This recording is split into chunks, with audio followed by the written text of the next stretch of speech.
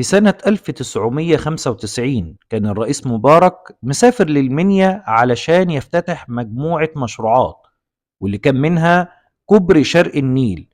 وبعد ما قص الشريط وافتتح الكوبري قرر يعمل جولة في المنيا ويزور كذا منطقة، ولكن الأمن قال له: يا ريس، احنا مش عاملين حسابنا ومش مأمنين المكان كويس، والمكان اللي انت هتمشي فيه كله زراعة وأراضي زراعية.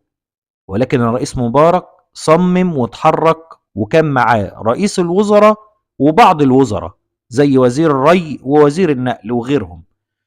الرئيس مشي وكل شوية كان بيطرح أسئلة على وزير النقل ووزير الزراعة، وفجأة وقف قدام بيت بتاع ناس غلابة قوي، كان بيت بسيط، وأما خبط على الباب فخرج من البيت راجل كبير مسن، وفتح الراجل وفجأة قال للرئيس مبارك: أنا قاعد مستنيك من امبارح، تعال ادخل يا ريس. دخل الرئيس مبارك ومعاه حراس والوزراء، ولكن كان مذهول. فالراجل قال لهم: أعمل لكم تشربوا إيه؟ ولكن الرئيس مبارك استوقف الراجل وقال له: استنى بس، هو أنت عارف إني جاي؟ فرد عليه الراجل المسن العجوز وقال له: أيوة، أنا عارف إنك جاي لي وكنت متأكد من ده. فرد عليه مبارك وقال له: ومين اللي قالك إني جاي لك؟ فرد الراجل البسيط المسن بكلمة واحدة، قال له: اللي قال لي هو الكبير. استغرب الرئيس مبارك وسأله: الكبير مين يا حاج؟ تقصد بيه مين؟ قال له: ربنا يا بيه، مالك الملك. فزادت الحيرة على الرئيس مبارك وقال له: الصراحة أنا تهت منك، فهمني بس إيه الحكاية واحدة واحدة. فرد عليه الراجل العجوز وقال له: أنا يوم التلات اللي فات جيت لك قصر الرئاسة علشان كنت عايز أقابلك.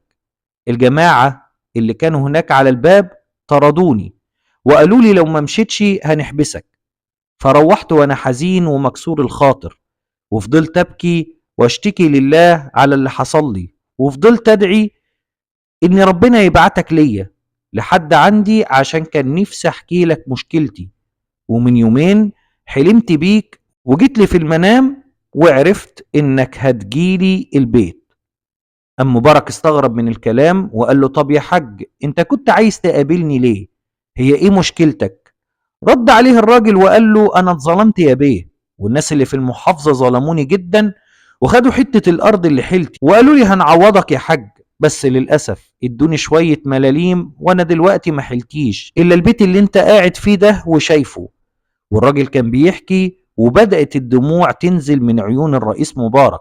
وفجأة الرئيس نادى على وزير الزراعة وقال له: يا دكتور يوسف، تشوف حل للراجل يتعوض تعويض كويس، يا إما تخصصوا له حتة أرض تانية ياكل منها عيش، يا إما تعوضوه بمبلغ محترم. فقام الدكتور يوسف والي لسه هيتكلم، فالراجل العجوز قطعه وقال له: يا ريس، ما أنا رحت للدكتور يوسف وهو عارف الموضوع بتاعي وقال لي للأسف سامحني، مفيش قدامك غير التعويض. وفي اللحظة ديت الدكتور يوسف والي وشه احمر ولسه هيتكلم، قام مبارك اتنرفز عليه وضرب بإيده على الترابيزة اللي قدامه وقال له: انتم تحلوا الموضوع ده حالا، وانا بنفسي هشوف الموضوع ده ويخلص النهاردة. فرد الدكتور يوسف وقال له: تمام يا ريس، اللي تؤمر بيه سيادتك. بعدها الراجل الكبير بدأ يبكي تاني، والرئيس فضل بيطبطب عليه ويحاول يسكته، وصمم الرئيس مبارك انه ما يخرجش من البيت الا لما يتغدى معاه ويشرب الشاي.